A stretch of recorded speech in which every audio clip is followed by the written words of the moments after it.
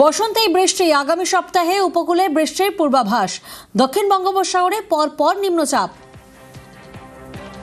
বিশ্বজিৎ প্রতিনিধি আমাদের সঙ্গে রয়েছেন। বিশ্বজিৎ, আমরা কি কি ওয়েদার আপডেট পাচ্ছি?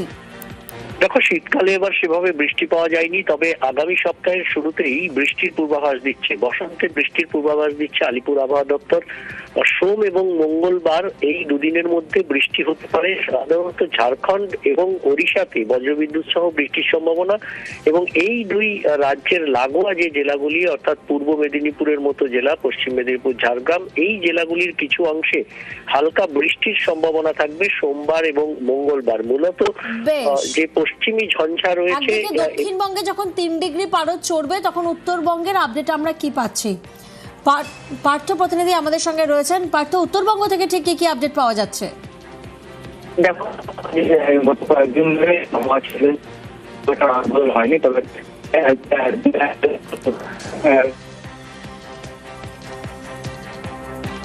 আপনাদেরকে জানিয়ে রাখি, উত্তরবঙ্গেও চড়ছে পারদ। উত্তরের সব জেলাতেই কমছে শীতের দাপট। দার্জিলিং, জলপাইগুড়ি, কোচবিহারে কুয়াশা।